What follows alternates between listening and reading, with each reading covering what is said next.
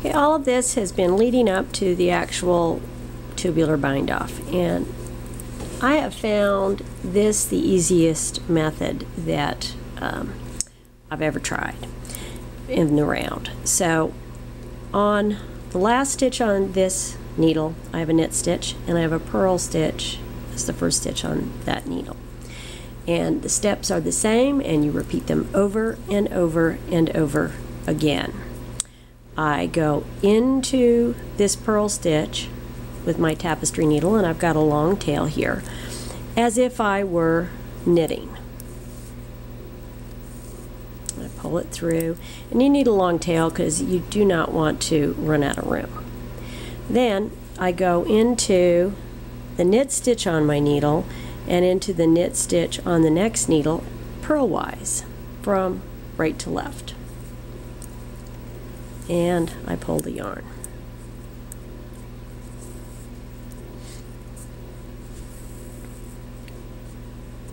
And I pull it fairly tight. And then the final step is I go through the purl stitch in the middle with my tapestry needle from right to left, as if to purl.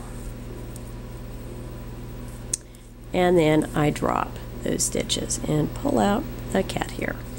Okay, oops, still see it. It's very sturdy cat hair. Okay. And I just repeat that. I go into the purl stitch that's at the end of the needle from left to right, or as if I'm knitting knitwise. Okay. Then I go into the last knit stitch that I just dropped, and the knit stitch there from right to left, or as if to purl, and undo all of the snags I get, and then I go into the purl stitch between as if to purl. Pull it fairly tight and drop. Knit the purl stitch, purlwise the two knit stitches, and purl this guy. Now the only tricky thing about this, and you can see it kind of looks like a row of stitches, drop them. The only tricky thing, that's easy to see, going knitwise into that first purl stitch. The only thing that can be a bit tricky to see is the knit that you just dropped.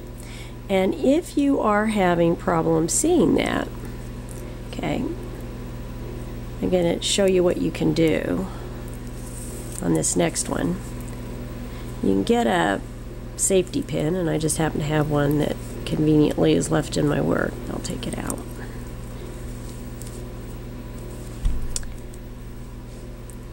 Okay, and then I go purl in here. But before I drop, I just put that pin on that knit stitch so that when I'm dropped I can find it again when I've dropped it. Eventually, if you do this often enough, you really start to see this. Knitwise, and then there's my pin showing me where that knit stitch is. In through here, in through there, and then purl it off. And I just continue this until I'm all done. And it gives us that nice tubular edge, and it is very stretchy, much stretchier than a typical bind off.